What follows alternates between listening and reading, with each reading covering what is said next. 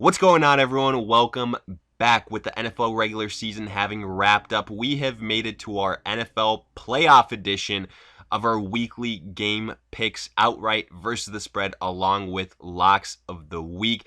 And as always, if you guys enjoy, hit that like button, subscribe. Also check us out online at adpfantasy.com.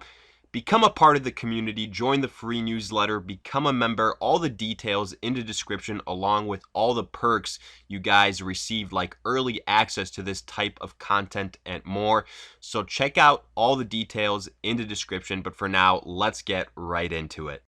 We kick things off on Saturday with our first AFC clash in the Buffalo Bills at the Houston Texans.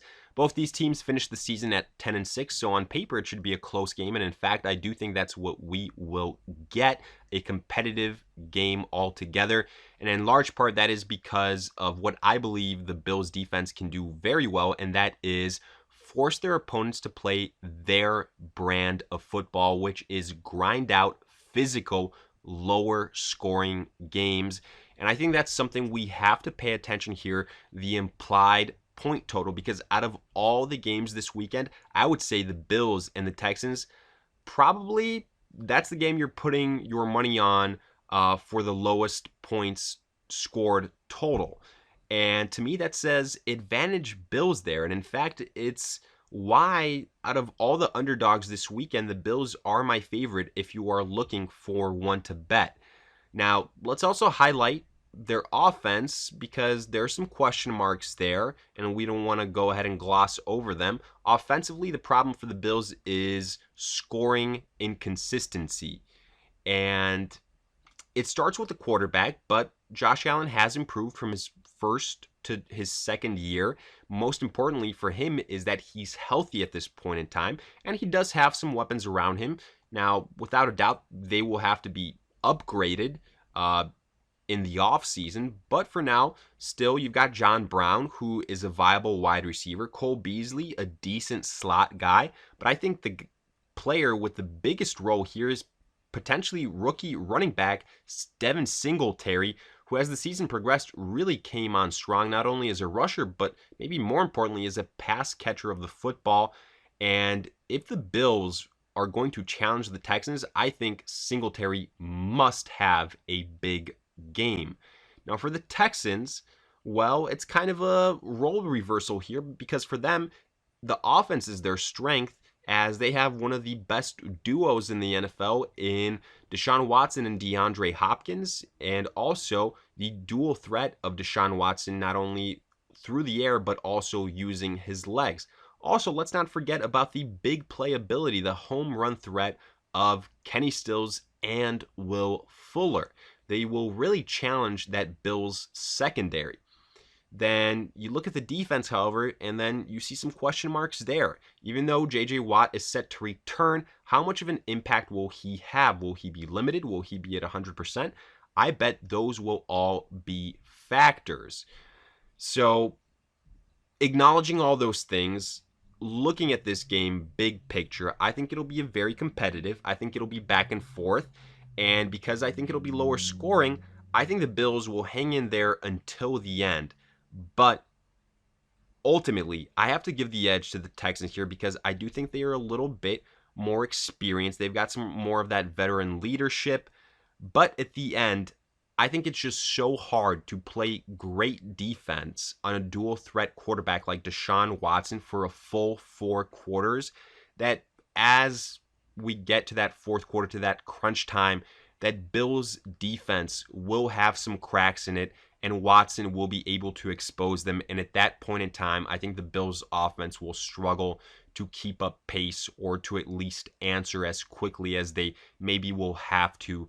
So for that reason, I ultimately give the ever so slight advantage to the Houston Texans. But I will say this game could go either way. I would not be shocked if the Bills win it. That's why we're going to hedge our bets here a little bit. I'm going with the Bills on the spread. Regardless, even if that number is only -2.5, it's pretty low. But I think it's going to be that type of game between 1 and 2 points separating the winners of these two teams. And if that number continues to rise, gets to -3, -3.5 for the Houston Texans, I would be all over, even more so, the Buffalo Bills on the spread. But for now, we're going with the Houston Texans outright, barely, but Buffalo on the spread. Moving on, we have got our second AFC clash in the Tennessee Titans at the New England Patriots. Titans finished the season at 9-7, while the Patriots 12-4. And I just have to stop here for a second and go back to what we saw from the Patriots in last week and what might be one of the biggest botched opportunities that I have seen from the Patriots in recent memory, as all they had to do was beat the Miami Dolphins in Foxborough and they would be resting right now. Instead, they lost, the Chiefs won, and now they are facing probably the hottest team in the NFL, the team nobody wants to face, in the Tennessee Titans. And honestly, if the Patriots lose here, they have nobody to blame but themselves.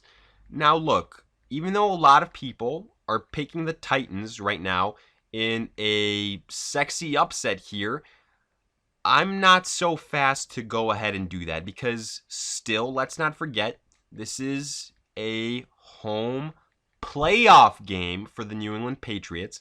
And as we know, as much as the Patriots kind of struggle in the regular season, or maybe don't put their best foot forward in the regular season, just kind of go through the motions, they flip a switch in the playoffs. It happened last year, and I do happen to believe it will happen again this year, at least in the first round. I just don't believe that the best head coach and quarterback duo in NFL history will lose in week 1 of the playoffs. Now, sure, I do think the Titans will give the New England Patriots a real scare here. And in fact, right now, the way I have this game going is I think the Patriots win, but I think Tom Brady will have to really force a comeback for the Patriots to go ahead and win this game. And that's because the Tennessee Titans have one of the most consistent quarterbacks right now in Ryan Tannehill. They have the league leading rusher in Derrick Henry. They have one of the most electric wide receivers in A.J. Brown, who's a rookie. They have a solid offensive line. They've got a solid defense with some big names on it. And they're just a team with not a lot of holes on it. Their biggest hole was the quarterback, and it's seemingly that got taken care of. And for the New England Patriots, they've got a whole lot of question marks. Offensively, it's pretty much only Edelman and James White, and Edelman is really looking like he's playing hurt, while White is a running back that's their second best wide receiver. Defensively, they just got embarrassed by the Miami Dolphins. But I will say, the pieces are still there, and honestly, this is probably the last thing I wanted to see if I were an opponent that had to play the Patriots the first week of the playoffs, is them just getting embarrassed by the Miami Dolphins the week before. I do think the Patriots will put their best foot forward here and ultimately get this victory. Don't get me wrong, I think it'll be close, but at the end, I'll take the Patriots at home to win this game. I don't think it'll be pretty, but Tom Brady, ultimately, I believe more so in him, at least in Foxborough, than I do Ryan Tannehill. We're really going to see, I think, Tannehill get tested here on the road versus this defense that I think will have a bounce-back game. He's really going to have to prove that what we saw in the regular season, he can do on the big stage here in the playoffs. So that'll be something very interesting to watch. The spread right now, -4.5. I've taken the Patriots outright, but on the spread, since I think the two likeliest outcomes here are both Patriots victories in either a complete blowout, the Patriots come out and dominate the Titans, or like I said, the more likely scenario is they win, but they have to do so in comeback fashion, which tells me, well, it's going to be a close game. The Titans are going to stick in there and probably go ahead and cover on the spread. And right now it's looking like that number can get to -5, maybe -5.5. Go ahead, keep an eye out on that. But the more that number continues to rise, the more I feel comfortable with taking the Titans on the spread. Getting to Sunday, we start with the Minnesota Vikings at the New Orleans Saints. The Vikings 10-6, the Saints 13-3. And if you're looking for the most sure thing, if you can even call that a phrase once we get to the playoffs, I would say it's the Saints at home outright. And the point spread would reflect that, as this has the biggest spread out of any game at -7.5. Look, I understand that the Vikings are going to get some pieces back in Dalvin Cook. That is huge, obviously. That their defense is much better than the competition that the Saints has faced lately, sure. But it's still going to come down to Kirk Cousins in this game. And I'll actually say, compared to other people, I like Cousins more so than the majority. I actually think he's a decent passer. He's a good game manager, and he can surprise some people. But when you face him off versus Drew Brees in New Orleans, with Michael Thomas, with Jared Cook, with Alvin Kamara versus that New Orleans Saints defense, I have to give the edge to Drew Brees. And I just have to believe that who's going to make more mistakes in those moments? Is it going to be Brees or is it going to be Kirk Cousins? Who do you trust more? I trust Brees so much more than Kirk Cousins. And it's not a knock against the Vikings. I think they just got the short end of the stick. Literally, they could have faced anyone in the NFC and had a better chance to win compared to facing the New Orleans Saints. And don't think the Saints forgot what happened in Minneapolis a couple years ago in the Minneapolis Miracle, with Diggs just ripping out the hearts of Saints fans everywhere. I think the Saints, even though this is a wild card weekend, which they shouldn't be playing in, they should have a bye, but it's ridiculous. They're going to be out for revenge. And I said it with a couple weeks to go at the end of the regular season. The biggest problem for the Saints was Alvin Kamara. If they wanted to make a run, they needed to have him back doing what he can do. And once you know, that's exactly what we saw from Kamara to finish the season. And to me, that spells trouble for the rest of the NFC and especially for the Vikings. Sure, that defense is good, but I think it'll only hold for so long. I like the New Orleans Saints here in this game. I think they put up a lot of points, and maybe the Vikings keep up to begin with, but when push comes to shove, I'm taking the Saints all the way. And in fact, I actually think that even though it's a higher spread at -7.5 over a touchdown, I think the Saints can go ahead and cover that spread. I think the Saints defense will also have a decent outing. And as good as Dalvin Cook is, he's not good enough to carry the load for this entire Minnesota team. So I'll take the Saints outright, but also on the spread. And finally, we get to the Seattle Seahawks at the Philadelphia Eagles. And even though Seattle at 11-5 has the better record than the 9-7 Eagles, they are the ones going on the road here to face Philly. But that's the way it works. However, I actually think this will be a pretty interesting and competitive game despite the records. And if you look at the spread, it kind of reflects that at +1.5. I thought it would be higher. Now, sure, the Eagles are home underdogs, but they probably should be, considering all the injuries they have. At the end of the day, though, the Seattle Seahawks, while they probably have had the most close games this NFL season that have gone in their favor than any other team. So that tells you they play teams close, kind of up to the level of their competition, if you will. And on the other side, the Eagles with Carson Wentz, the last 3-4 games, he's played great despite all the injuries that he's had to deal with. And you've got on one end Russell Wilson versus Carson Wentz, who I think are two of the more clutch quarterbacks that we have. But you know how I feel about Russell Wilson. To me, he is the most clutch quarterback. No one I'd rather have late in the fourth quarter in a comeback type of situation. And we very well might see something like that. But the reason why I probably have to go with my brain and not go with my heart and say, I just want a really competitive game that's close for the majority of the four quarters, and give the edge to the Seattle Seahawks is because the Philadelphia Eagles are absolutely devastated with injuries on offense. And I do think it's going to matter here versus some pretty good competition, because even though they're expected to get Miles Sanders back, is he going to be 100%? Zach Ertz not going to be playing in this game. It doesn't look like it, and he's their best overall offensive weapon, I would say. Nelson Aguilar, will he play? Won't he play?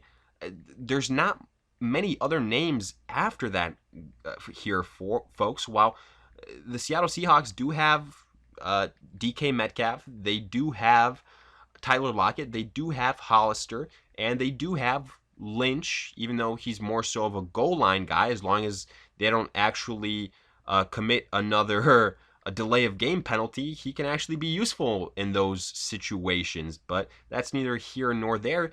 The main point is that I do think Seattle is more healthy, and I do think they have more big play weapons surrounding Russell Wilson. Defensively, I think you got to give maybe the edge to the Seattle Seahawks because the Philadelphia Eagles do have a lot of issues in their secondary. Sure, again, their front pretty good. So that'll be something to keep an eye out for. But I do think Russell Wilson will have a good game versus Philadelphia secondary. I think it'll be close. I will say that for the majority of this game, just because that's kind of the MO for the Seattle Seahawks. But I'm not quite sure that the game will be as close as the final score will indicate. If that does make sense, I kind of anticipate Seattle to have a comfortable control of this game, but we will see. I won't be shocked by anything. Like we said, no team has really been in more close contest than the Seattle Seahawks this season. So for that reason, I will take the Seattle Seahawks outright. I'm also going to take them on the spread since Philly's at only +1.5.